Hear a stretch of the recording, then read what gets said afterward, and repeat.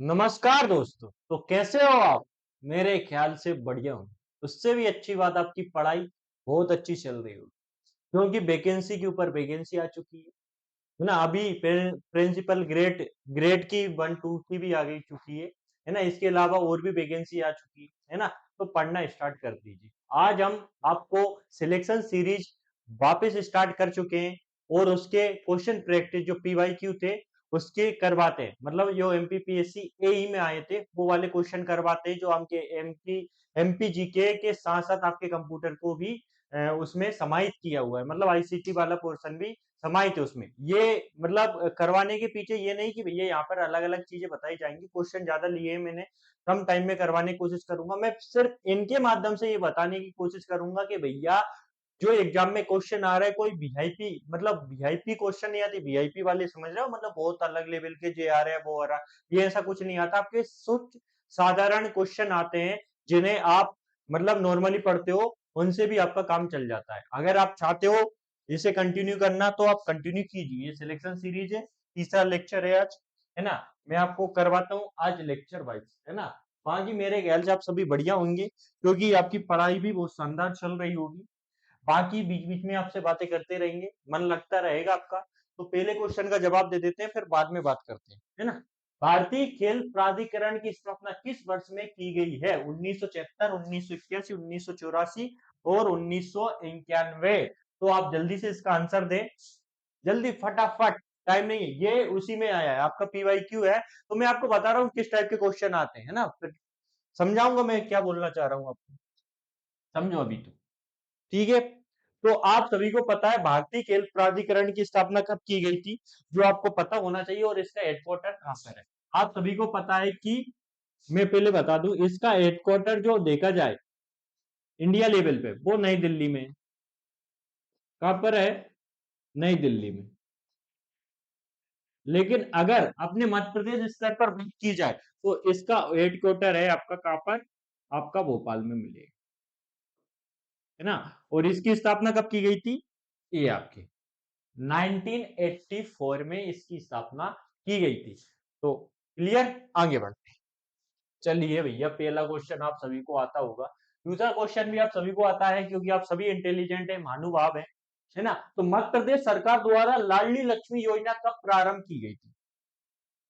1 अप्रैल 2006, 1 अप्रैल 2007, 1 अप्रैल 2008, 1 जुलाई 2006। तो इसका आप आंसर देने की कोशिश करें कि लाडली लक्ष्मी बहना योजना कब प्रारंभ की गई थी, है ना? तो आप सभी को पता है कि लाडली बहना योजना जिसका उद्देश्य था कि जो बहना है उन्हें महिला सशक्तिकरण को बढ़ावा देना था, वुमेन एम्पावरमेंट को बढ़ावा देना था। कहीं ना कहीं वही वाली चीजें थी, लेकिन बढ़ावा तो क्या मिला है? ये 1 अप्रैल 2007 को। तो आप पता है क्वेश्चन किस टाइप से आएंगे, क्या तो उसके उद्देश्य है, किस लिए स्टार्टिंग की गई कोई भी स्कीम, या फिर वो कब स्टार्टिंग हुई वो आपसे पूछा जाएगा, है ना? ये लाडली लक्ष्मी योजना है। अभी ये लाडली बहना योजना चल रही है जिसके तहत प्रति वर्ष 1250 रुपए, अरे प्रति माह आपको 1250 रुपए मिल रहे हैं। वो योजना ध्यान रखना, है ना? वो योजना कमेंट बॉक्स में कमेंट करो कि उसमें 1250 रुपए मिल रहे हैं, कब से स्टार्टिंग की गई, है ना? और उसकी क्या क्या विशेषता है, सारी चीजें कमेंट करो। अगला क्वेश्चन है, मध्य प्रदेश में मुख्यमंत्री महिला सशक्तिकरण योजना कब आई थी? मुख्यमंत्री महिला सशक्तिकरण योजना, इस टाइप से मतलब लगातार दो योजनाओं, दो स्कीमों से आपके सामने क्वेश्चन आपको देखने को मिल रहे हैं। तो आप इसका आंसर देने की कोशिश करें। 1 अप्रैल 2012, जुलाई 2012, सितंबर 2013, नवंबर 2013। तो ये कब से प्रारंभ की गई थी तो आप बताएं, है ना? इसका आंसर भी मैं देता हूं, सितंबर 2013। तो मैं इसमें ज्यादा डिटेल लेने से ज्यादा मैं ये समझ रहा हूं, बाकी जो एमसीक्यू सोल्व करवाएंगे उनमें दूंगा। लेकिन मैं इसमें ये समझाना चाहता हूं कि भैया दो क्वेश्चन लगातार आपने देखे और दो ही क्वेश्चन से विथ डेट सितंबर कब पूछा गया और सन ईयर के साथ पूछा गया, आपसे अलग से नहीं पूछा गया। विथ डेट विथ ईयर के साथ आपको पता होना चाहिए कौन सी योजना कब लॉन्च की गई, कौन सी स्कीम कब आई, ये आपको मालूम होना चाहिए। रट लो अभी से, है ना? इस टाइप से आपके क्वेश्चन आते हैं। देखो दो टाइप के इंसान होते हैं, है ना? ये क्वेश्चन पढ़ लेते फिर बताते हैं किस टाइप के। मध्य प्रदेश के वर्तमान राज्यपाल श्री मंगू भाई छगन भाई पटेल किस स्थिति से पदभार संभाला है? देखो इस टाइप के क्वेश्चन आते हैं तो 3 जुलाई 2021, 13 जुलाई 2021, 8 जुलाई 2021, 27 जुलाई 2021 इसका आंसर दें। तो इस टाइप के मतलब डेटों से लगातार क्वेश्चन आ रहे हैं, तो आप ईयर पर भी ध्यान दें, साथ में विथ डेट भी याद रखें जो महत्वपूर्ण स्कीमें है, जैसे लाडली बहना योजना हुई वो चल रही है, मुख्यमंत्री किसान कल्याण योजना हुई है ना, ये सीएम किसान कल्याण योजना, पीएम किसान सम्मान निधि, ये इस टाइप की जो योजनाएं चल रही है उन्हें आपको याद रखना पड़ेगा विद डेट, ध्यान रखना, ऐसे वैसे नहीं भैया, तो आप ध्यान रखिए इस चीज को। तो ये चीजें आपके लिए है ना। तो कब कब कारवार ग्रहण किया, तो आप सभी को पता है कि ये 8 जुलाई 2021, क्योंकि पुराना है इसलिए इससे कोई मतलब नहीं। जगन भाई पटेल आपके वर्तमान मुख्यमंत्री है, जो कहीं ना कहीं गुजरात से बिलोंग करते हैं, है ना, इनका जन्म स्थान वहां पर माना जाता है, वो सारी चीजें। बाकी आपको इनके बारे में ज्यादा, लेकिन आप पता होना चाहिए कि करंट, ये करंट का क्वेश्चन है, उस समय जो करंट में रहा हो, तो करंट के जो क्वेश्चन उठ रहा है वो किस टाइप से उठ रहा है, आपको इतना मैं बताना चाहता हूँ, और कुछ नहीं है इन क्वेश्चनों के, है ना। ज्योतिर्लिंग ममलेश्वर किस प्रसिद्ध स्थान में स्थित है ना। आपका मंदसौर हो गया, ओमकारेश्वर हो गया, कपिल धारा हो गया और उज्जैन हो गया। तो आप इसमें आंसर देने की कोशिश करें। देखिए भैया इस टाइप के क्वेश्चन आ रहे हैं, इन क्वेश्चनों को देखने के बाद आपको लग रहा होगा कि नहीं यार ज्यादा डीप क्वेश्चन तो नहीं आ रहा है ना, एमबीपीएससी एई में अगर इस टाइप का क्वेश्चन आ रहा है, तो बाकी ये जो एमपीजी के है ना आपका उसमें भी आएगा, जो अभी आपका प्रिंसिपल ग्रेड वाली जो वैकेंसी आई उसमें भी आएगा, है ना। जिसके अलावा बहुत सारे एग्जामों में एमपीजी के आता है, मतलब एमपीजी के तो आपको घोर कर पीना है अगर आप सिलेक्शन चाहिए। अगर सिलेक्शन नहीं चाहिए बात अलग है, एक दिन में किसी का सिलेक्शन नहीं होता, वो ध्यान रखना। ये कहां पर स्थित है देखो, आप सभी को पता है, मैं आप सभी को बता दूं कि 12 ज्योतिर्लिंग पाए जाते हैं। कितने ज्योतिर्लिंग है टोटल मध्य प्रदेश में? 12 ज्योतिर्लिंग है ना। 12 ज्योतिर्लिंगों में से दो मध्य प्रदेश में, कौन से? दो मध्य प्रदेश में। दो मध्य प्रदेश में कौन कौन से हैं? एक तो आपको दक्षिण मुखी कहां पर मिलेगा, दक्षिणी मुखी, ये आपको देखने को मिलेगा उज्जैन में, है ना। दक्षिणी मुखी आपको देखने को मिलेगा उज्जैन में। इसके अलावा दक्षिणी मुखी एकमात्र ज्योतिर्लिंग है जो आपको, जो कौन सा है, महाकालेश्वर, है ना, महाकाल भगवान के दर्शन, महाकालेश्वर, ये महाकालेश्वर आपको यहाँ पर देखने को मिलेगा। इसके अलावा आपको एक और मिलेगा ओमकारेश्वर, ओमकारेश्वर ये कहां पर मिलेगा, ये आपको खंडवा में देखने को मिलेगा। ये दो ज्योतिर्लिंग है, ज्यादा नहीं है, जो आपको पता होना चाहिए। इसमें ज्योतिर्लिंग ममलेश्वर किस प्रसिद्ध स्थान पर स्थित है, ममलेश्वर या ओमकारेश्वर किसी भी रूप में आपसे पूछा जाए तो वो आपका मिलेगा कहां पर, ये ओमकारेश्वर में देखने को मिलेगा। क्योंकि कपिल धारा, तो ये तो एक जलप्रपात है, मतलब वाटरफॉल है ना, जो अमरकंटक में बनता है, आप सभी को पता है। उज्जैन, उज्जैन में आपका कौन सा है, महाकाल है ना। अब ये बचा आपका ओमकारेश्वर। मंदसौर में क्या है, मंदसौर में आपका पशुपतिनाथ मिलता है, ध्यान रखना। अष्टभुजी धातु की मूर्ति मिलती है यहाँ पर, ये ध्यान रखना। पशुपतिनाथ, पशुपतिनाथ ये आप कहां पर देखने को मिलता है, मंदसौर में, है ना। आगे बढ़ते, ठीक है, आगे बढ़ते। कोई भी क्वेश्चन हो, किसी भी प्रकार का डाउट हो तो आप पूछ सकते हैं, कोई दिक्कत नहीं, चलो फालतू क्वेश्चन मत करना बस। संविधान के किस अनुच्छेद में मंत्रिपरिषद का कार्य राज्यपाल को सहायता और परामर्श देना कहा गया है? इस टाइप के आपसे क्वेश्चन पूछा जाएगा, आर्टिकल 162, आर्टिकल 163, आर्टिकल 164, आर्टिकल 165, इस टाइप से आपको आर्टिकल भी हम पढ़ाएंगे, और आर्टिकल भी आपको याद रखा हूं। एक वीडियो बनाऊंगा सिंगल एंड की वीडियो, जिसमें सारे महत्वपूर्ण आर्टिकल एक ही वीडियो में याद करवा दूं, टेंशन ही खत्म, बार बार आर्टिकल, ये मेरा वादा है। अगर आप पढ़ना चाहते हैं तो वो सब कुछ दे सकते हैं, नहीं पढ़ना चाहते तो भैया क्या कर सकते हैं आपके लिए, है ना। तो आप ये देखो, दूसरी चीज, ये आप आंसर देने की कोशिश करें। दूसरी चीज ये है कि आर्टिकल आपको रटना है, मैं करवा दूंगा सभी आर्टिकल, लेकिन यहाँ पर समझे कि किस टाइप से कब से क्वेश्चन पूछे जा रहे हैं, है ना। जल्दी से अपने खत्म भी करना है चीजों को लेके, कि किस टाइप से आपसे क्वेश्चन पूछे जा रहा है। तो इसमें है आपका आर्टिकल 163 ये वाला, जिसमें आपका पूछा जाता है, और आर्टिकल 164 में आप सभी को पता है सीएम की अपॉइंटमेंट होती है, मतलब नियुक्ति की जाती है यहाँ पर। सीएम की क्या होती है, नियुक्ति।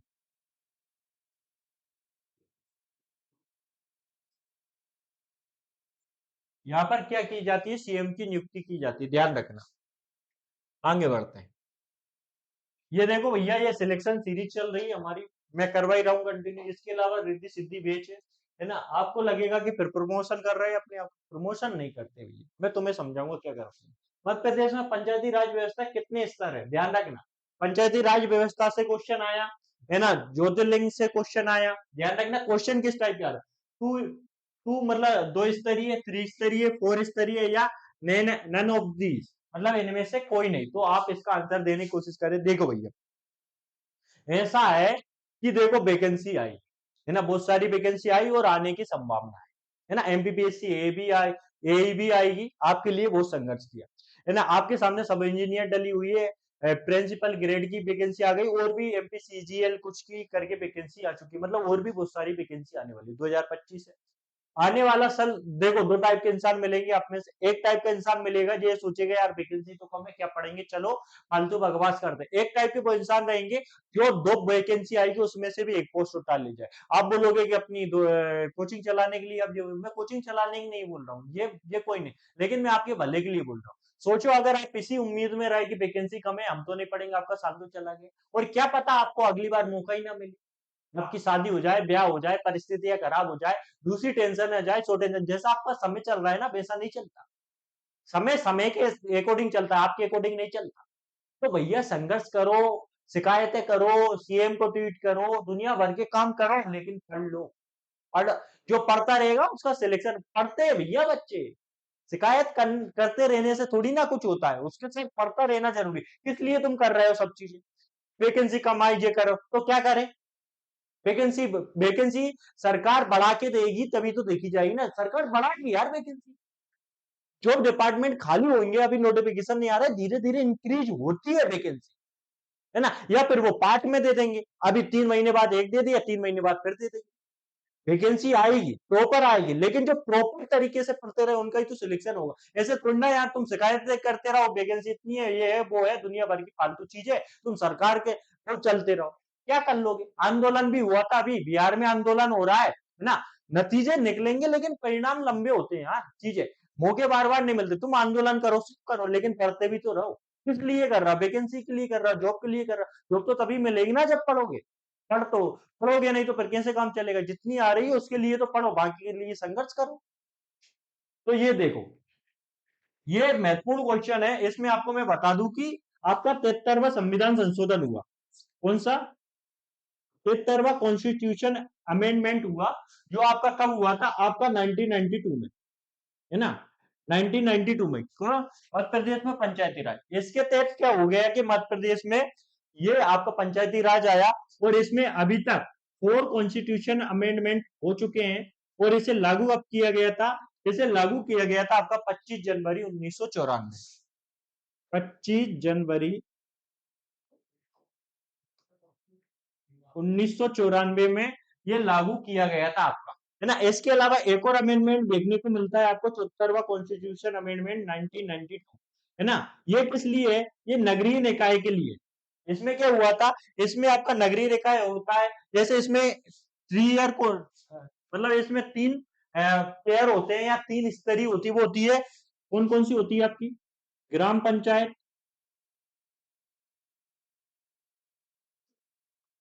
आपकी होती है जनपद पंचायत, और आपकी होती है जिला पंचायत।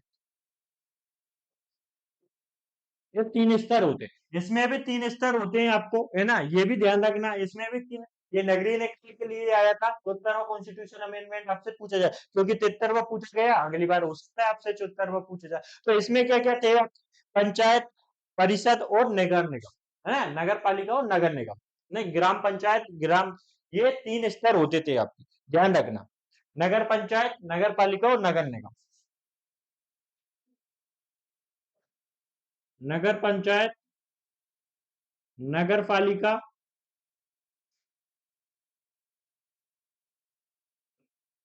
नगर निगम।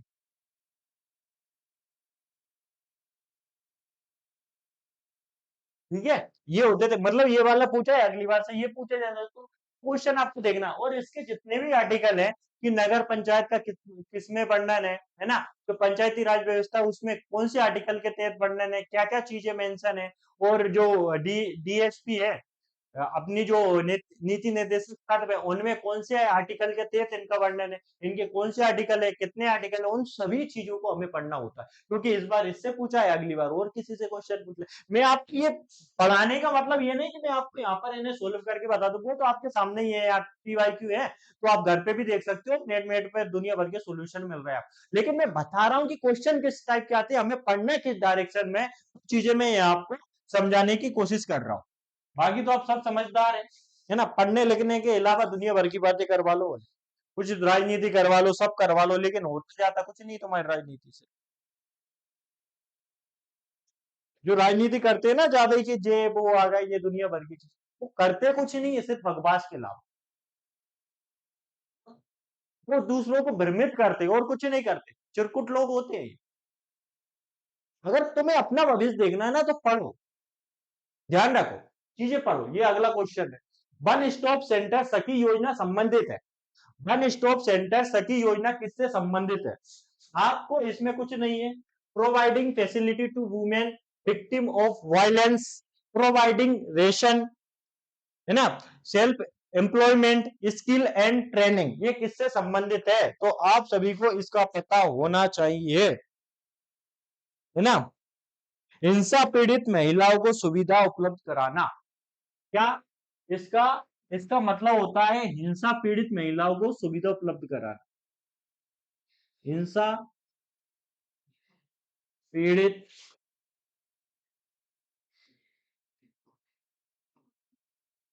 महिलाओं को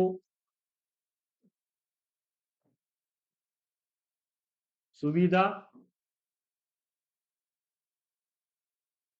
उपलब्ध कराना, ये वही चीज है कि providing facility to women victim of violence, है ना, हिंसा पीड़ित महिलाओं को सुविधा उपलब्ध कराना। मैंने पूछा है कि आपसे दो टाइप से क्वेश्चन आएंगे, एक तो ऑब्जेक्टिव ओरिएंटेड क्वेश्चन आएंगे, मतलब आपकी किसी भी स्कीम का क्या है, जो भी आपकी स्कीम चल रही है उसका ऑब्जेक्टिव क्या है, या फिर आपसे पूछी जाएगी उसकी डेट क्या है। दो के अलावा तीसरा क्वेश्चन आपका कभी आता ही नहीं। बाई चांस आपसे किसी योजना की राशि मासी पूछी जाएगी, उसके पीछे ना पड़े, क्योंकि वो कभी भी आपसे सही नहीं होने वाली, है ना, इतना ना पड़े। पर दो चीज ध्यान रखें कि जो भी स्कीम आ रही है उसका ऑब्जेक्टिव क्या है, दूसरी चीज वो उसकी डेट और ईयर क्या है, इतना सा ध्यान रखना। इसके अलावा दुनिया भर की कोई भी चीज पूछे आपको याद नहीं रखना, क्योंकि उसके याद रखने के चक्कर में आप 10 फैक्ट और अच्छे याद कर सकते हो जो पेपर में आते हैं, है ना। तो ज्यादा ज्ञानवान भी नहीं बनना, अपने एग्जाम निकालना, एग्जाम निकालने की सबसे अच्छी बात होती है कि न तो ज्यादा गहराई से पढ़ो न कम गहराई से पढ़ो, मध्यम मार्ग अपना, मध्यम मार्ग ही इंसान इसमें सिलेक्शन पाता है। ज्यादा ज्ञानवान तो ज्ञानवान ही बना रहता है, ज्ञान देता रहता है ना। कम ज्ञानवान अल्प ज्ञानी होता है, वो और महान ज्ञान देता है। जैसे कि अब कमेंट बॉक्स में देखेंगे बहुत सारे जो अल्प ज्ञानी होते हैं ना, वो ज्यादा ज्ञान बके रहेंगे, ये हो गया वो हो गया, ये देख लो दुनिया भर की चीज, क्योंकि उन्हें है, थोड़ा सा रहता है उन चीजों को, कोई दिक्कत नहीं, उन्हें ध्यान नहीं देना है। इस टाइप के लोग आपको देखने को मिलेंगे, लेकिन उन पे ध्यान नहीं देना है, अपने अपन ने ध्यान देना है अपने लक्ष्य पर, अपने सिलेक्शन पर, ध्यान रखना। तो इसका आंसर ये होगा। तो मैं यहाँ पे यही बताने वाला हूँ कि क्वेश्चन किस टाइप के आ रहे हैं, पढ़ना कैसे है, मुझको समझ में आ गया कैसे पढ़ना है। कोई भी अगर आपकी स्कीम आती है तो क्या करेंगे आप? मध्य प्रदेश का सबसे कम जनसंख्या वाला जिला कौन सा है? सबसे कम जनसंख्या घनत्व, मतलब आपका कौन सा डिस्ट्रिक्ट है जो लोएस्ट डेंसिटी है, मतलब सबसे कम डेंसिटी किस डिस्ट्रिक्ट में पाई जाती है, तो ये आपको ध्यान रखना होगा। झाबुआ हो गया आपका, मंडला हो गया, डिंडोरी हो गई, आपकी सीधी हो गई, तो इनमें से आपको देखना पड़ेगा कि कौन से डिस्ट्रिक्ट में आपकी पाई जाती है सबसे कम जनसंख्या, है ना। वो सारी चीजें आपको देखकर काम चलानी पड़ेगी। तो आप सभी को पता है मध्य प्रदेश का जनसंख्या घनत्व कितना है, सब मतलब 236 व्यक्ति प्रति वर्ग किलोमीटर है ना। सबसे ज्यादा भोपाल का है, मैक्सिमम है। इसके अलावा सबसे कम जो आपको देखने को मिलेगा वो मिलेगा आपको डिंडोरी को, है ना। सबसे कम मध्य प्रदेश का कितना है, एमपी का है 236 प्रति वर्ग किलोमीटर, टोटल हो गया। इसमें से सबसे कम, कम देखा जाए, लोएस्ट देखा जाए आपका, लोएस्ट देखा जाए तो आपको कहां पर देखने को मिलेगा, ये आपको देखने को मिलेगा, आपको मिलेगा कहां पर, डिंडोरी। और वहां पर कितने मिलेगा आपको, 94। बस एक का याद रखना है, ज्यादा का याद नहीं रखना। ये कितना है, 94, 94। इसके अलावा आपको श्योपुर, और फन्ना, ये 3 जिले आपको साथ में याद रखना है, क्रम से याद रखना है ना? और इसके अलावा मैक्सिमम मतलब अधिकतम देखा जाए तो वो आपको कहाँ पर देखने को मिलेगा, मतलब मैक्सिमम आपको देखने को कहाँ पर मिलेगा, तो वो आपको मिलेगा भोपाल में। और भोपाल में कितना मिलेगा आपको, ये देखने को मिलेगा आपको 855, 855। ठीक है, तो आप मतलब जो जनसंख्या है ना, जनसंख्या वाला जो टॉपिक है, मध्य प्रदेश का सेंसस वाला जो टॉपिक है, उसे घोट कर पीना है ना? क्योंकि अभी तो जो मतलब हालांकि 2011 में हुई थी, 10 साल बाद होने थी, लेकिन 10 साल तो 2021 में होने थी, लेकिन अभी तो क्या चल रहा है, 2024 चल रहा है, 2025 आया, पता ही नहीं कब हो, 20 साल बाद गिने।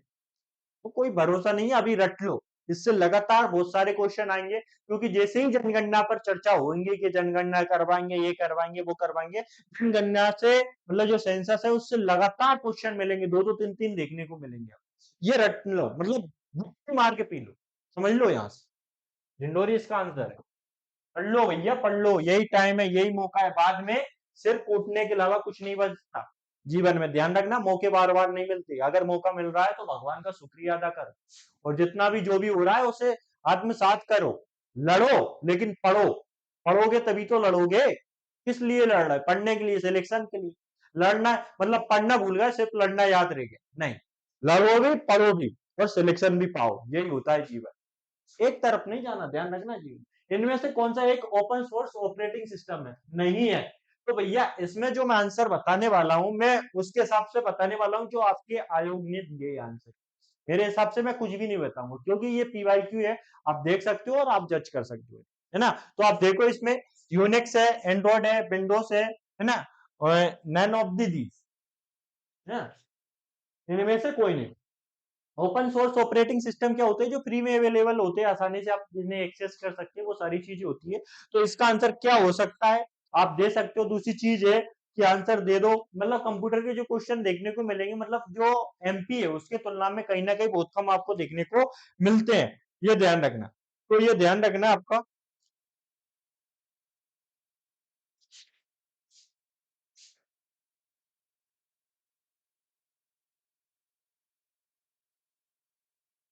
हाँ, ये है ना क्वेश्चन, ये आपका यूनिक्स और आपका विंडोज, इन्होंने दो दे रखे हैं भैया, मैं कुछ नहीं कर सकता, यूनिक्स और विंडोज। आगे बढ़ते, ज्यादा दिमाग नहीं लगाना, मैं एक ही दिन में बता दूंगा कितने इंपोर्टेंट ओपन सोर्स है ना, इंपोर्टेंट, अगर अभी बताऊंगा टाइम ज्यादा हो जाएगा यार। कितने इंपोर्टेंट है ओपन सोर्स सॉफ्टवेयर, कौन कौन से रटने, एक दिन में बता दूंगा, है ना, मतलब किसी क्लास में बता दूं, ये रट लो, बस काम हो जाएगा, आपको ज्यादा रटना ही नहीं है।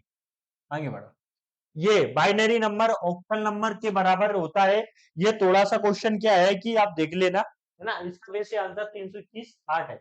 इसे एक लंबा फॉर्मूला होता है जिससे निकालना होता है, जिनको आता है ठीक है, नहीं आता है कोई बात नहीं, एक दिन समझ लेंगे। ये क्यों छोड़ दिया, पता नहीं।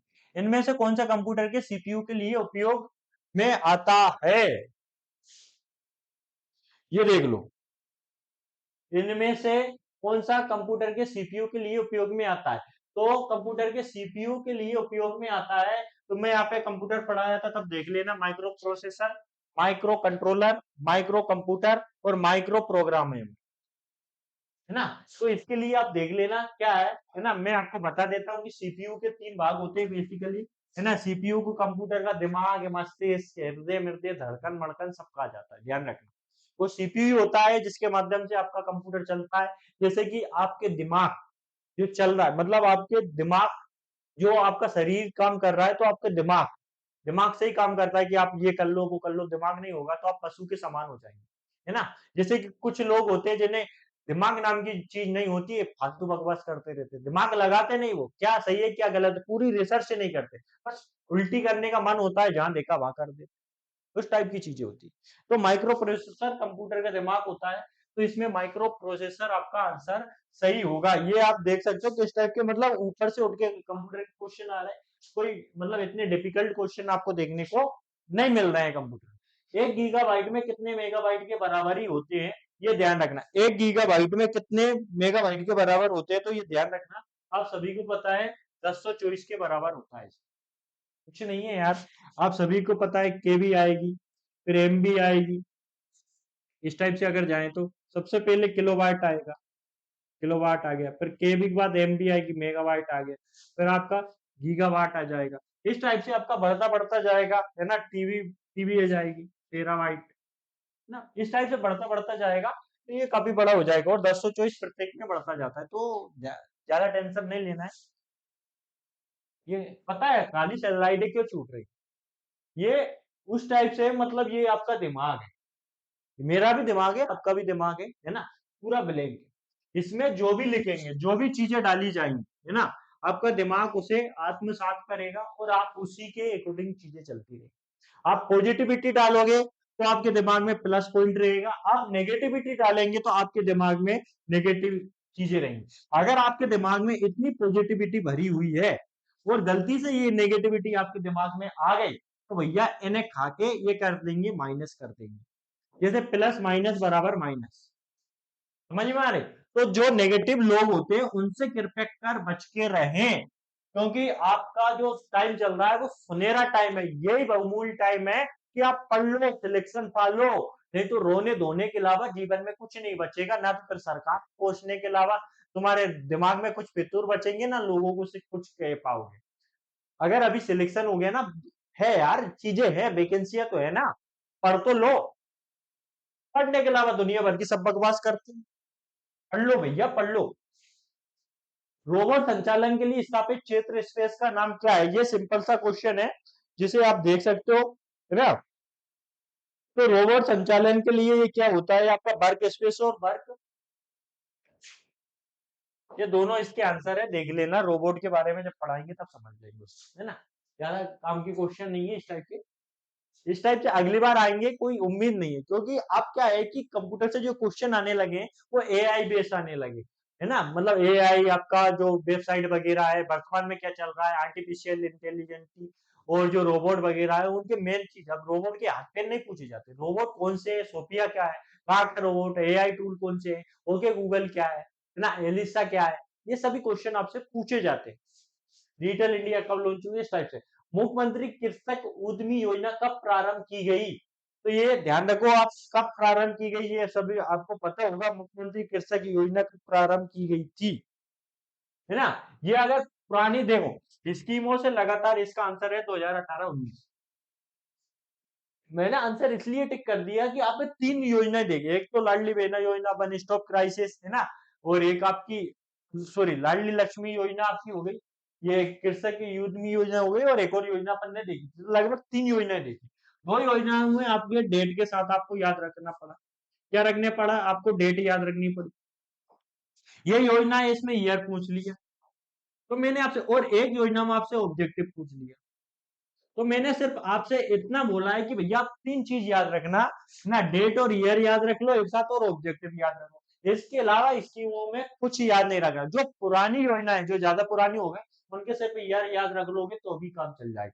डेट किसकी याद रखना, जो महत्वपूर्ण योजना है, कुछ इंपोर्टेंट योजना पुरानी भी है उन्हें भी, और जो नई योजना है उनकी डेट याद रखना, जो इंपोर्टेंट है उन्हें समझना है कैसे, जो वर्तमान में चर्चा में चीजें चल रही वही आपसे क्वेश्चन पूछा जाता है। उस समय किसान विवाद हुआ होगा, या कोई सी योजना लाई होगी, है ना, सरकार द्वारा कोई स्कीम चल रही होगी, ये प्रधानमंत्री कृषक सम्मान निधि, उसकी चर्चाएं चल रही होगी, तब जाके ये कहीं ना कहीं ये योजनाएं लाई गई थी, है ना, पटवारी वगैरह के एग्जाम, दुनिया भर की चीजें चल रही होंगी उस समय, तो ये क्वेश्चन उठ गया। हर क्वेश्चन ऐसे ही उठा के नहीं देते, पहले एनालिसिस करते कि कैसे क्वेश्चन डालना है, उसके बाद क्वेश्चन डालते। तो मेरा ये करवाने का ये नहीं कि मैं आप पे ज्ञानवान बनाना चाहता हूँ, नहीं, आप पहले से ही ज्ञानवान हो, बहुत हो।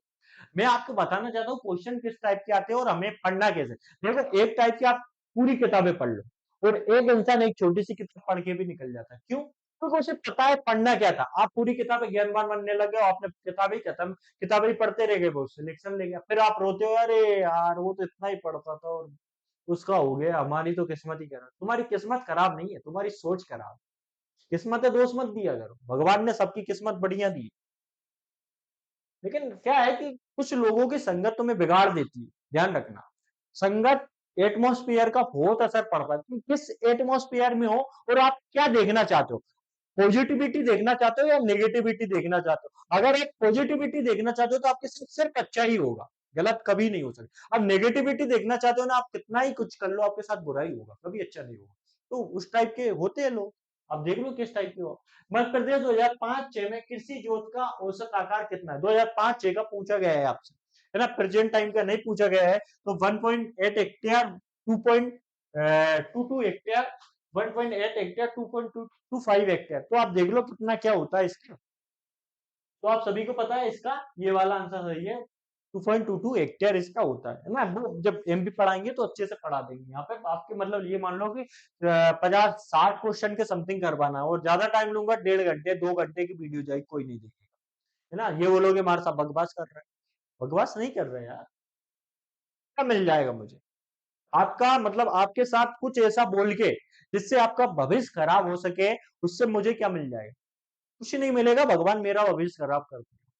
मैं सिर्फ वही बोलता हूँ जो आपके लिए फायदे है, चाहे आप मुझे अच्छा लगे या बुरा लगे, मुझे कोई फर्क नहीं पड़ता।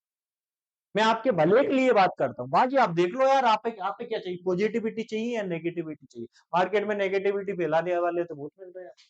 बेनगंगा नहर मध्य प्रदेश से किस जिले में सिंचाई की जाती है? बेनगंगा नहर से आ रहा है जबलपुर, मंडला, सिंधी, बालाघाट। ये आप देख लो, मैं आपको इसके बारे में बता देता हूँ। मतलब आप क्वेश्चन देखो, मध्य प्रदेश सीधे सिंपल क्वेश्चन आ रहा है, इतने टफ क्वेश्चन बिल्कुल नहीं आ रहा है। अगर आप थोड़ा भी सही से पढ़ोगे ना भैया यार, एक बार मध्य प्रदेश सही से पढ़ लो, बार बार पढ़ने की टेंशन नहीं लेता।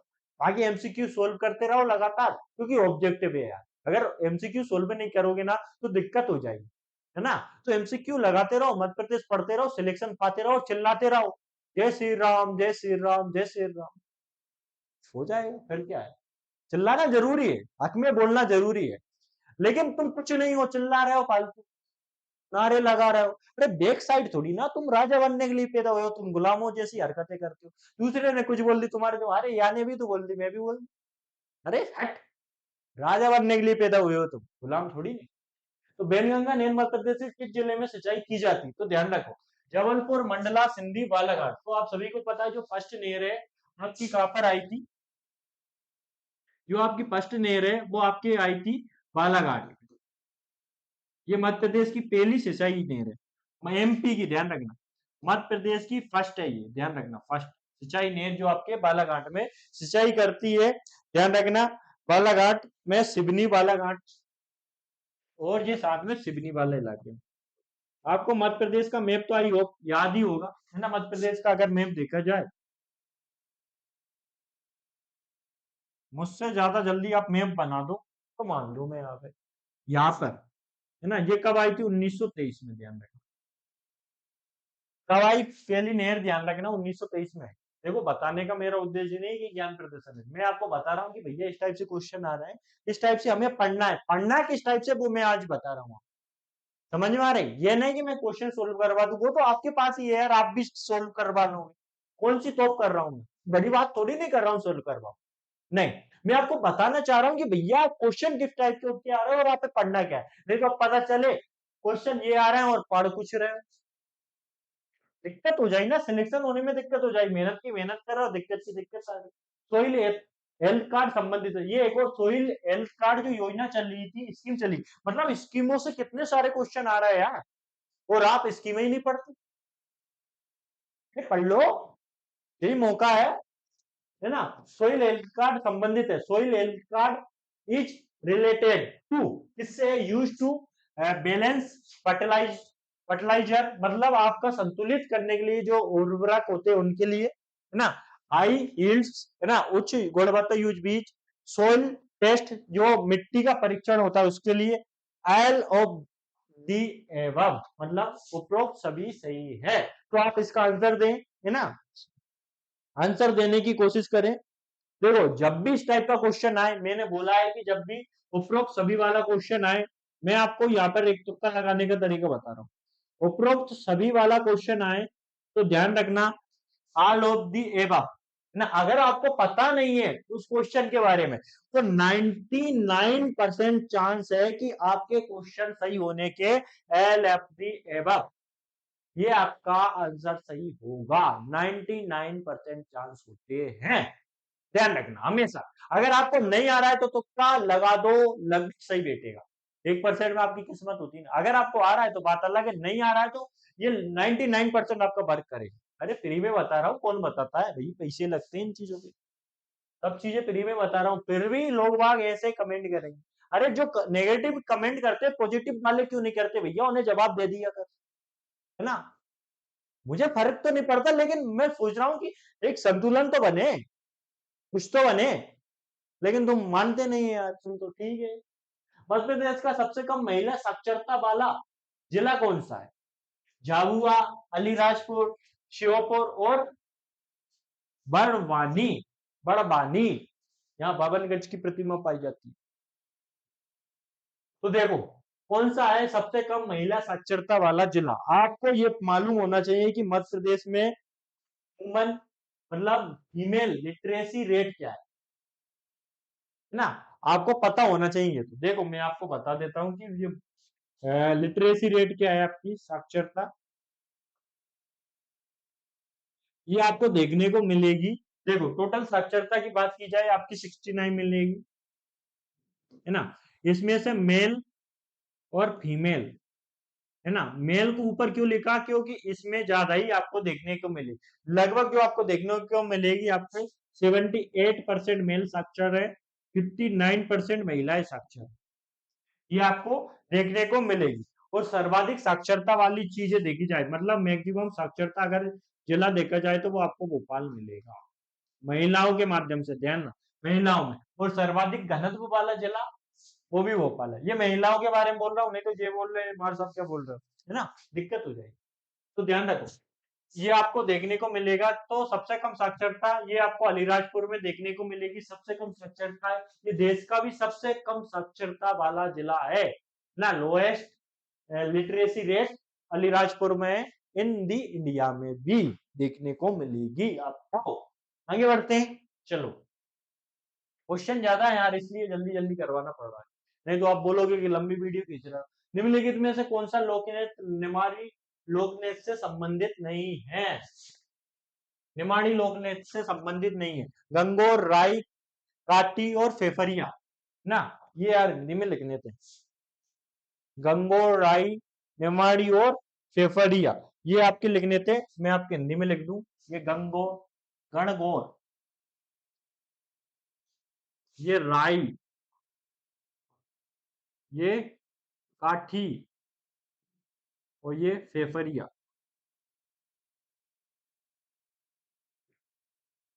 ठीक है, जल्दी जल्दी करते हैं यार, टाइम हो रहा है। तो कौन सा निमाड़ी लोक नृत्य नहीं है? तो भैया इसमें से जो निमाड़ी नहीं है वो है आपका, देखो निमाड़ी में गणगौर भी आता है, काटी भी आता है, फेफरिया भी आता है ना। इसके अलावा अगर अरबी देखा, काटी, गणगौर, है ना, मांडलिया, फेफरिया, डांडा, डंडा, ये सब किस में आते हैं? आपके निमाड़ी में आते हैं ना। ये आपका जो राई है ये मध्य प्रदेश का भी लोक नृत्य है। ये आपको देखा जाएगा, ये कहां पर देखने को मिलता है? ये आपको मिलता है बुंदेलखंड में।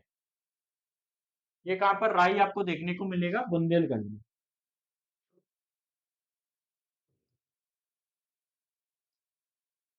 बुंदेलखंड वाले इलाके में ये आपको देखने को मिल सकता है। इसके अलावा बुंदेलखंड में बदाई, ढिमराई, ये सभी देखने को मिलेंगे। बदाई भी यहाँ पर देखने को मिलेगा।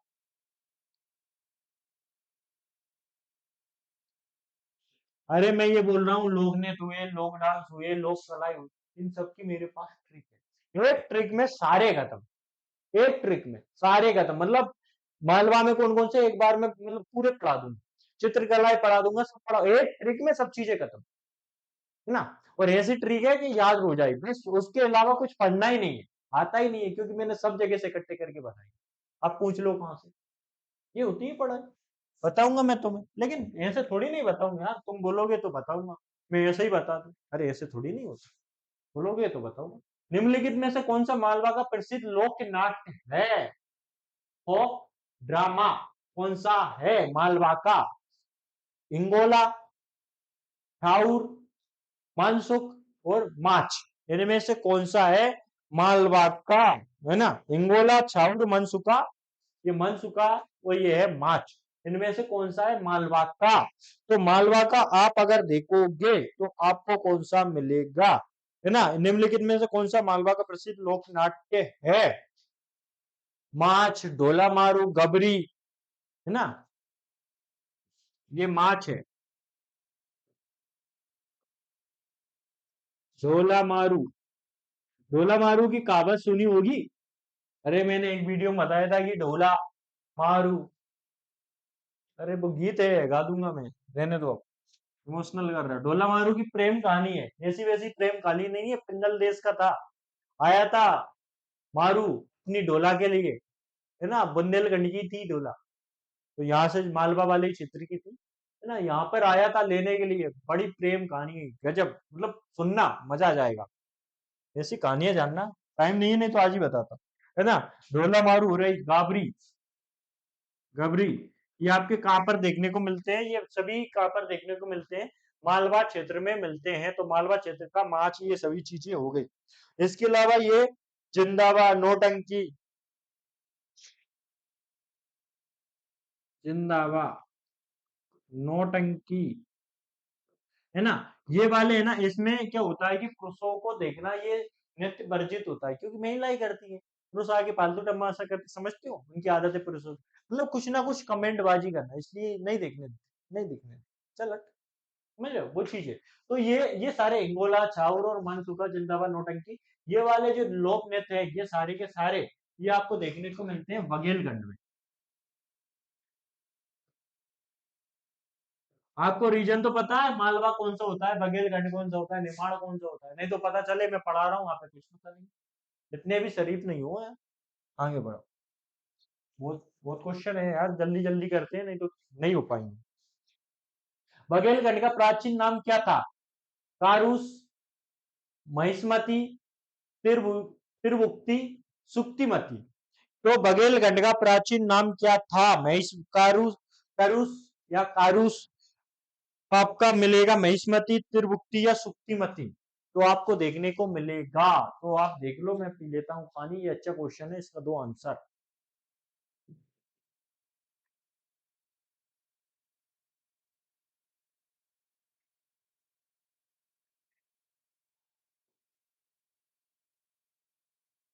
तो आपको क्या देखने को मिलेगा बघेलखंड में? देखो, बघेलखंड का जो प्राचीन नाम था वो था कारूस, महिष्मती, अवंती की दो राजधानी थी, अवंती जो महाजनपद था, मध्य प्रदेश में दो महाजनपद थे, आपको पता है, ये भी बताना पड़ेगा, मध्य प्रदेश में दो महाजनपद थे आपके, केदी और अवंती, अवंती की दो राजधानियां थी, है ना, आपको एक तो मिलेगी उज्जैनी, उज्जैनी, और एक आपको मिलेगी महिष्मती। अरे वो वाली महिष्मती नहीं, बल्लाल देव, बल्लाल देव था, है ना, वो वाली वही, वो जो बाहुबली वाली मूवी, वो वाली महिष्मती, महेंद्र बाहुबली, वो वाली, गलत सोच रहे हैं, वो वाली नहीं, ये अलग है, वो काल्पनिक कहानी थी बच्चों, काल्पनिक, जैसे सराजा मौली की जो फिल्म थी वो काल्पनिक थी, कल्पना पर आधारित थी, सोचो कितनी खतरनाक कल्पना, तुम्हारी कल्पना देखो, ये कोचिंग चला रहे हैं, ये वैकेंसी इतनी कम है, ये वो दुनिया, तुम्हारी कल्पना देखो, मतलब जमीन के अंदर है ना, नीचे घुस चुकी है तुम्हारी कल्पना, पॉजिटिव साइड तो देखते ही नहीं हो। हाँ, हमें पता है कि वैकेंसी में, माना, क्या लड़ना छोड़ दे, उम्मीद है, भैया लड़ो तो सही, पढ़ो तो सही, वैकेंसी बढ़वाएंगे, हम भी तो करे, हम भी तो कोशिशें करेंगे आपके लिए, लेकिन पढ़े नहीं, सब कर लेंगे बस, वैकेंसी कम है, वैकेंसी कम है, खुद भी मत पढ़ो, दूसरों को मत पढ़ना, ऐसे कहने वाले लोग क्या रहते हैं, ये खुद पढ़ लेते हैं, दूसरों को नहीं पढ़ने देते, ध्यान रखना, पॉजिटिविटी फैलाओ यार, पढ़ो तो सही यार, बाकी देखेंगे क्या होता है। सुक्तिमती, ये चेदी जनपद की ही राजधानी थी सुक्तिमती, मतलब बुंदेलखंड वाले क्षेत्र में था। तो ठीक है, आगे बढ़ते हैं, ये क्वेश्चन आते हैं, इसलिए बता रहा हूँ। प्रसिद्ध चंदेल सेना नायक आला उदल ने किस शासक के विरुद्ध लड़ते हुए अपने प्राणों की आहुति दी? प्राणों की आहुति दी थी। अजय राज, अन्नोराज, सिंधुराज, पृथ्वीराज चौहान।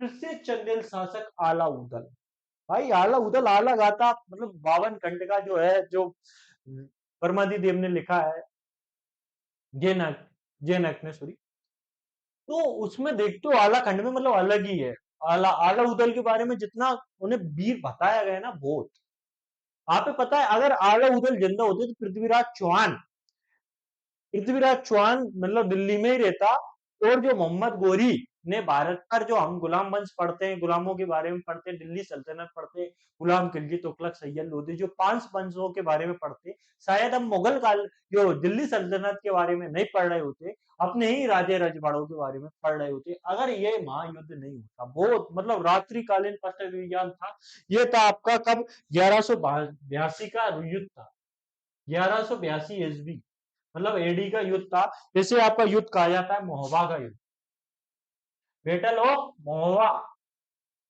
कहाँ का युद्ध है? बैटल ऑफ महोबा का युद्ध है। इसमें क्या हुआ, एक तरफ तो पृथ्वीराज चौहान था, है ना, एक तरफ थे अपने आला उदल। आला उदल भाई साहब हारने वाले नहीं थे, इन्हें मतलब जो देवी माता थी उनकी तरफ से वरदान था कि ये किसी से भी नहीं हार सकते, लेकिन इन्हें रात्रिकालीन अभियान नहीं था, मतलब रात में, हमेशा पहले दिन में युद्ध होते थे, आपने रामायण देखी हुई, महाभारत देखी हुई, उसमें दिन में युद्ध होता था, जैसे ही सूरज ढला युद्ध नहीं होता था, लेकिन ये पहले इतिहास में होता हुआ था, उस समय की बात है, तो ये रात्रिकालीन युद्ध हो गया, है ना, तो ये अभ्यास नहीं था, तो इसमें ये कहीं ना कहीं हार गए। अगर ये जीवित होते तो भारत में कदापि भी मुगल नहीं आते, या फिर जो तुर्क नहीं आते, बिल्कुल नहीं आते, क्योंकि बहुत बीज योद्धा थे, इसमें बहुत सारे योद्धा मारे गए थे, मतलब ये मान लो कि आसपास के जितने भी इलाके थे दिल्ली से लगा के, मतलब जो उत्तरी भारत के जितने भी महान योद्धा थे, सभी ने इस महायुद्ध में भाग लिया था। सोचो कितना खतरनाक, जो पृथ्वीराज चौहान के साथ जो युद्ध हुआ था, तराइन की प्रथम युद्ध थी, वो कुछ नहीं था 1191-92 में, क्योंकि वो 1191-92 में होता है, जिसमें एक बार हरा देता है, दूसरे बार उसे माफ कर देता है, कोई फिर गला काट ले जाता है, वही चीजें थी। लेकिन अगर ये महायुद्ध नहीं होता तो ये युद्ध की जरूरत नहीं थी, वो आंख उठा के नहीं देखता था, अरे मोहम्मद गोरी क्या था, कुछ नहीं था भाई, भीम द्वितीय ने हरा दिया था। गुजरात का एक शासक था चालुक, जिसकी माता उसकी संरक्षित था, माता के नेतृत्व में हार गया था, बहुत जगह पिटा है यार, बहुत जगह, लेकिन क्या किस्मत है, जीत गई, वही चीजें। आगे बढ़ते हैं,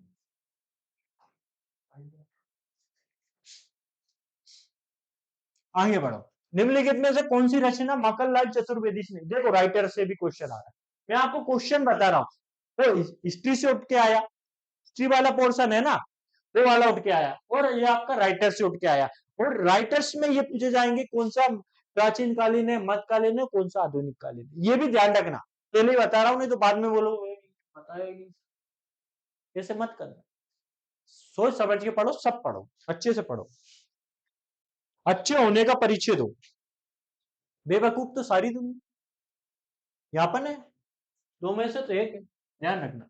तो कौन सा मक्खनलाल चतुर्वेदी की रचना नहीं है? इमकरेटनी, विजूरी, इमत्रग्नि और रसिक प्रिया, कौन सी नहीं है? तो ध्यान रखना, देखो भैया, इमकरेटनी, बिजूरी, इमतरंगनी, ये सभी किसकी है? ये सभी आपको देखने को मिलेंगी, वो मिलेंगी मक्खनलाल चतुर्वेदी, ये आधुनिकवादी, आधुनिक कवि है, ध्यान रखना। लेकिन जो आपकी रसिक प्रिया है, कवि प्रिया, विज्ञान गीता, रामचंद्रिका, रसिक प्रिया हुई, कवि प्रिया, रामचंद्रिका, विज्ञान गीता, ये सभी किसकी है? ये आपकी केशव दास की है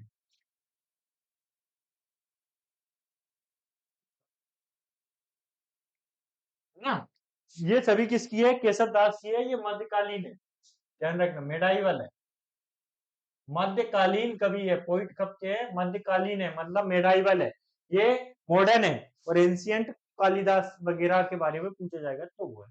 समझ में आ रही चीजें, क्वेश्चन कहां से आ रहा है, तो कुल मिला के आपको ये वाला पोर्शन भी देखना है, समझ में आ रही चीजें, बाकी बताने का ये नहीं कि मैंने लिख दिए तो मैं वो बता रहा हूँ, ठीक, वो नहीं बता रहा हूँ, मैं आपको समझा रहा हूँ कि पैटर्न क्या है, पैटर्न को समझना है। देखो मजाक वाली बात नहीं, सीरियस होके सुनो, कि समझो, मजाक में बोल रहा हूँ तब भी सही बात बोल रहा हूँ, सीरियस होके बोलूँ तब भी सही बोल, तो अच्छा है कि ऐसी खुशी से पढ़ ले, समझो चीजों को, तो अब पढ़ो यार, पढ़ो, देखो मौके सच में बार बार नहीं मिलते जीवन में, बहुत, तुम्हें पता नहीं है यार मौकों के लिए क्या क्या करना पड़ता है, तुम नहीं समझ पाओगे, तो बीतेगी ना, जिसके फटे ना पीर पराई वो क्या जाने, पीर पर नहीं, जिसके फटे ना पैर बेबाई वो क्या जाने पीर पर आए, जिसके पैर में बेबाई नहीं पड़ती, बेबाई मतलब वो दर्रे नहीं चलते, वो उसका दर्द नहीं समझ सकता दूसरा, समझ रहे हो, तो अभी मौका है मेरा, यकीन करो, जैसी भी सिचुएशन है जो भी है उसे आत्मसात करो और आगे बढ़ो, रुको तो मत, इतना कर लो बस। रोबोट के चल जोड़ों की संख्या को क्या कहते हैं? इस टाइप के क्वेश्चन आ चुके हैं, है ना। अब इस टाइप के क्वेश्चन नहीं आएंगे, देख लेना क्या कहते हैं। मैं इसका आंसर बता देता हूँ, डिग्री ऑफ फ्रीडम ये कहा जाता है। अच्छे से पढ़ा देंगे, बाद में इस टाइप के क्वेश्चन नहीं आएंगे। अब कोई कम नहीं। किसी भी संदेश की अखंडता को सत्यापित करने की तकनीक को क्या कहा जाता है ना। इसे मैसेज इनक्रिप्ट कहा जाता है। इसके अलावा मैसेज इनक्रिप्ट हो गया आपका, मैसेज चेकसम चेकसम हो गया। इसके अलावा मैसेज डाइजेस्ट, है ना। उपरोक्त में से कोई नहीं, नेन ऑफ दी एबव। देखो ज्यादातर ये इस टाइप का आ जाए, नेन ऑफ दी एबव, इनमें से कोई नहीं,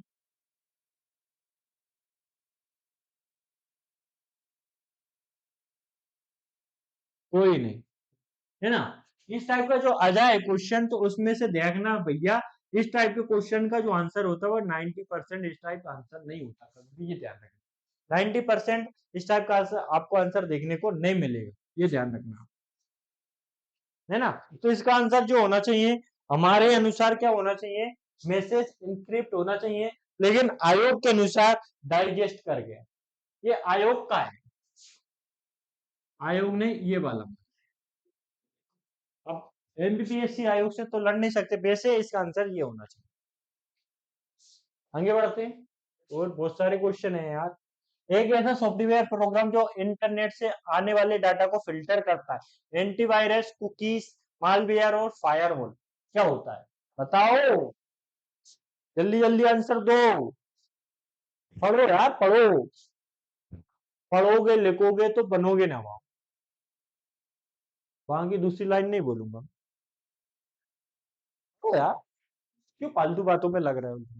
एंटीवायरस, एंटीवायरस क्या होता है? एंटीवायरस भैया जो वायरस को ना आने दे। अरे अब यहीं पे पढ़ा दूं क्या। कुकीज क्या होता है? जो कुछ आप कर रहा है उसमें जो स्टोर हो जाता है, जैसे मोबाइल को चला रहा है, जो बाद में उसका जो डाटा सेव हो जाता है, कुकीज में आता है। मालवेयर एक टाइप का क्या है, ये खुद गुंडा आदमी है, गुंडा आदमी मतलब एंटीवायरस है, नहीं सॉरी वायरस है, antivirus virus. Malware, Trojan horse, इस टाइप के वायरस होते हैं, ये खतरनाक वाले। और फायरवॉल ये टाइप का मतलब फिल्टर का काम करती है फायरवॉल, किसी भी फालतू चीज को नहीं आने देती। ऐसे सॉफ्टवेयर प्रोग्राम जो इंटरनेट से आने वाले डाटा को फिल्टर करता है, मतलब अगर कोई वायरस वगैरह आ रहा है तो ये रोक देती है, एक दीवार की तरह काम करती है, तो उसे बोला जाता है फायरवॉल, ध्यान रखिए। अगला क्वेश्चन, एप्लीकेशन एवं डाटा होस्टिंग एवं कनेक्टिविटी एवं क्षमता निर्माण हेतु राष्ट्रीय गवर्नेंस योजना के गठन में सरकार द्वारा प्रदान किए गए बुनियादी ढांचे के पहलू हैं, तो देख लो, HDC, SON and ESDG, SON, SDG and NIC, SON, SDLC and NIHG और none of these। तो ध्यान रखो, देख लो यार ये क्वेश्चन। तो इसका आंसर जो होगा, है ना, डिटेल में बाद में बताऊंगा, इसका आंसर ये होगा, आप सभी को पता है, डिटेल पढ़ लेना हो। इस टाइप के क्वेश्चन आपसे पूछे जा रहे हैं वो मैं आपको बता रहा हूँ। आगे बढ़ते, टाइम कम है ना। साइबर सिक्योरिटी का दायरा होता है, साइबर सिक्योरिटी का दायरा कौन सा होता है? वनरेबिलिटी, है ना, reduction, incident incident response, recovery policy या उपरोक्त सभी, है ना। तो साइबर सिक्योरिटी का दायरा कौन सा होता है, तो आप सभी को पता है, जब भी इस टाइप का आंसर आए तो इसे ही टिक करना है, यही होता है, अगर आपको नहीं भी आ रहा है तो भी। आगे बढ़ते हैं, अगला क्वेश्चन है, मध्य प्रदेश में अगस्त माह में होने वाली वर्षा निम्नलिखित में मुख्यतः किससे होती है? North east monsoon, south eastern western monsoon, winter monsoon या साइक्लोनिक रेन। साइक्लोनिक रेन समझते हो, जो चक्रवात द्वारा होती है। चक्रवात तो हमेशा निम्न वायु दाब के केंद्र होते हैं, अगल बगल उच्च वायु दाब के केंद्र होते हैं, बाहर अंदर से हवा इस टाइप से आती है, साइक्लोन। ध्यान रखिए, हवा हमेशा उच्च वायु दाब से निम्न वायु दाब की ओर चलती है, जिसे हवा कहा जाता है। वही क्या बताऊं, देख लो, आप सभी को पता है यार, अपना जो मानसून होता है, ये एमपी का मैप ले लो, एमपी का ना, इंडिया का, ये एमपी का मैप ले लो। अरे मान लो यार, एमपी इस बार तो दक्षिणी पश्चिमी मानसून से जो वर्षा होती है बरसात के टाइम, वो किस टाइप से आ रही है, इधर से जो टकरा के आती है द्वीपों से, इधर जाती है फिर इधर आती है, इस टाइप से जो ये जो वर्षा होती है दक्षिणी पश्चिमी मानसून से होती है। अब मानसून पढ़ाऊंगा तब समझाऊंगा कि ये कैसे क्या होती है, चीजें होती है। ये डायरेक्ट नहीं आती, ये द्वीपों से टकरा कर आती है इस टाइप से। इसलिए इस वाले इलाके में ज्यादा वर्षा होती है। ये होता है आपका कौन सा घाट, पता होगा? ये पश्चिमी घाट है, ये पूर्वी घाट है, ये थोड़ा नीचा है ना, मतलब छोटा है, ये बड़ा होता है, इसमें ज्यादा वर्षा होती है। सबसे पहले केरल में मानसून की प्रवेश होती है। आगे बढ़ते हैं। मध्य प्रदेश शासन के अनुसार कुल वन क्षेत्रों को निम्नलिखित में से कितना प्रतिशत संरक्षित वन क्षेत्र के अंतर्गत रखा गया है? 45, 44, 32, 70। 45, 44, 32, 70, तो कितना प्रतिशत रखा गया है? तो आप इसका आंसर दें। हेलो, मैं बाद में कॉल करूं,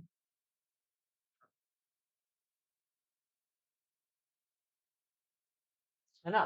तो कितना प्रतिशत रखा गया है, तो आप ध्यान रखना। तो इसमें आप ध्यान रख सकते हो, क्या है आपका, है ना? तो इसमें आप ध्यान रख सकते हो कि क्या क्या है आपका, कौन सा। देखो, तीन टाइप के वन होते हैं, आरक्षित, संरक्षित और अवर्गीकृत।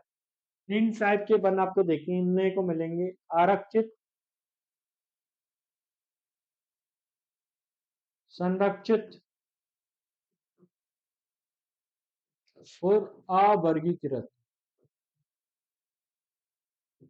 है ना? ये 65% है, ये 32% है, और ये होते हैं 2 पॉइंट, मतलब 1.8% के समथिंग होते हैं, लेकिन 2% मान।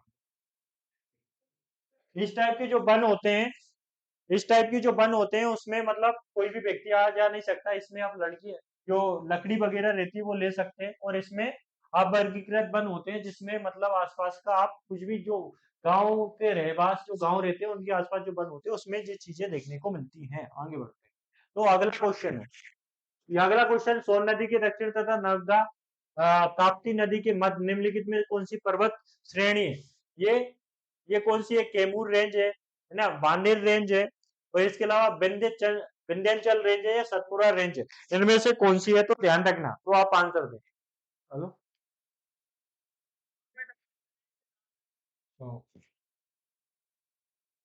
तो कौन सी है? तो आप इसका आंसर देने की कोशिश करें। तो कौन सी रेंज है आपकी, तो ध्यान रखो, है ना? तो आप सभी को पता है इसमें क्या होगा, आपका आंसर आप देने की कोशिश करें, है ना? तो कौन सी नर्मदा, देखो तीन रेंज है मध्य प्रदेश में, एक तो ये है, ये आपकी कौन सी है, ये आप देख लो पहले, ये आपकी कौन सी है? ये आपकी है कौन सी? सतपुड़ा वाली, है ना? ये ऊपर होती है विंध्याचल वाली, ना? तो कौन सी आ रही है आपकी? सोन नदी के दक्षिण तथा नर्मदा नदी ताप्ती नदी के यहाँ से जो न, सतपुड़ा के उत्तर में बहती है वो कौन सी नदी बहती है? नर्मदा बहती है ना? वो यहाँ से जो मुल्ताई बैतूल से निकलती है वो कौन सी निकलती है? ताप्ती नदी निकलती है। तो कौन सी रेंज हो गई आपकी? ये आपकी सतपुड़ा रेंज हो गई, तो ये ध्यान रखो आप, सतपुड़ा रेंज हो गई, ये ध्यान रख लो आप। आगे बढ़ते हैं, है ना? आगे बढ़ो। पश्चिमी दिशा में बहने वाली ताप्ती नदी का उद्गम स्थल कौन सा है? दो नदियां पश्चिमी दिशा में बहती है आपकी, नर्मदा और सोन, है ना? दो दो नदियां क्या होती है आपकी, क्या बनाती हैं? ज्वारंतमुख, है ना? ज्वारंतमुख मतलब एक्चुरी बनाती है, खम्बात की खाड़ी में गिरती है नर्मदा, और ये सूरत के निकट गिरती है, सीधी गिरती है ना? तो ध्यान रखना है इसका, है ना? ये शाहपुर, चिचोली, ये कौन सी है? और मुल्ताई, बेसन दोई करके है, तो ध्यान रखना ये कौन सी हो गई आपकी, ध्यान रखना, भैंस देई। तो आप सभी को पता है मुल्ताई से ये निकलती है ताप्ती नदी जिसकी लंबाई 724 किलोमीटर है, मुल्ताई बैतूल से ये आपकी देखने को मिलेगी, बैतूल से, है ना? ये सूरत के निकट आपकी कहाँ गिर जाती है? खम्बात की खाड़ी में गिर जाती है, तो ध्यान रखना। आगे बढ़ो। देश के कुल मैग्नीज उत्पादन में मध्य प्रदेश का योगदान कितना है? ये क्वेश्चन क्या है, आयोग द्वारा स्टार दे दिया गया है, तो इस टाइप का क्वेश्चन बहुत कम देखने को आपको मिलेंगे। जल्दी जल्दी कर लेते हैं, है ना? निम्नलिखित में कौन सा बुंदेली लेखक नहीं है? तो ध्यान रखो इसमें से कौन सा बुंदेली लेखक नहीं है, तो ध्यान रखना। जगनीक जगनीक जो है, इन्होंने क्या लिखी? इन्होंने आला खंड लिखी, जिसमें बामन खंड है, आला खंड, इसमें 52 खंड आपको देखने को मिलेंगे जो जगनी द्वारा है ना? महाराज विश्वनाथ सिंह, महाराज विश्वनाथ सिंह, ध्यान रखना। इसके अलावा विश्वनाथ सिंह सूरी, ये फाग लिखी सूरी ने, फाग लिखी, सूरी की फाग बहुत सारी है ना। ये गंगाधर व्यास, गंगाधर व्यास के बारे में आप ध्यान रखना, है ना। गंगाधर व्यास भी है, और घाट और सिंगा जी। तो इसमें से कौन सा बुंदेली लेखक नहीं है? तो महाराज पृथ्वीराज सिंह, ये महार ये कौन सा है? महाराज विश्वनाथ सिंह, ये आपको देखने को नहीं मिलते, तो ध्यान रखना है। आगे बढ़ते हैं, जल्दी जल्दी कर लेते हैं टाइम का। निम्नलिखित में मध्य प्रदेश के किस जिले में जागेश्वरी मेला का आयोजन होता है? सतना, अशोकनगर, बालाघाट और बड़वानी। कौन कौन से होती हैं? तो आप ध्यान रखना, तो चंदेरी, सबसे पहले चंदेरी में इसका आयोजन होता है। कहाँ पे होता है? चंदेरी। और चंदेरी आपकी कहाँ है? अशोकनगर में। अशोकनगर में आपको चंदेरी देखने को मिलेगी। और ये कब होता है? ये चैत्र में होता है, चैत्र मास में, ये ध्यान रखना। आगे बढ़ते हैं। चैत्र मास में होता है। टाइम कितना हो गया? काफी हो गया। कितने क्वेश्चन बच गए?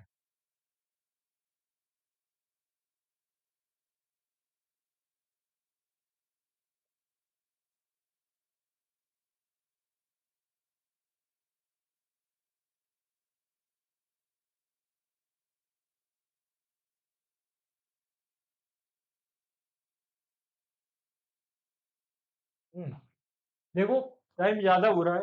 मेरे ख्याल से बाकी जो जितने भी क्वेश्चन अपने बच गए ना, वो मैं अगली स्लाइड में लाके पढ़ा दूंगा, है ना। क्योंकि ये बहुत सारे क्वेश्चन हो गए, टाइम ज्यादा हो रहा है, लंबा वीडियो जाएगा। मैंने आपसे बोला, इसलिए मैंने जल्दी जल्दी चीजें निकाली है ना। तो मेरा आप सभी से निवेदन है कि मतलब इसको पढ़े, और ज्यादा से ज्यादा लोगों को शेयर करें, लाइक करें, चीजें देखें। और आपको जो भी लगता है कि ये इम्प्रूव किया जा सकता है, तो हमें कमेंट बॉक्स में कमेंट करें। हम निश्चित रूप से इम्प्रूव करेंगे। दूसरी चीज ये है कि भैया पढ़ लो, यही समय है।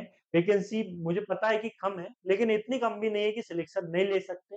बाकी आप सभी की मर्जी, क्योंकि हमारे नहीं पढ़ने से वैकेंसी नहीं बढ़ने वाली, है ना। जो पढ़ रहे हैं बच्चे पढ़ते रहते हैं, उनका सिलेक्शन हो जाता है। अपन चिल्ला चोट करते रहते हैं, तो पढ़ते भी रहो, चिल्ला चोट भी करते रहो, ताकि दोनों काम हो जाए तुम्हारे। मेरा सभी से निवेदन है कि पढ़ते रहे ना। मिलते हैं एक नई वीडियो के साथ। जय हिंद, जय भारत।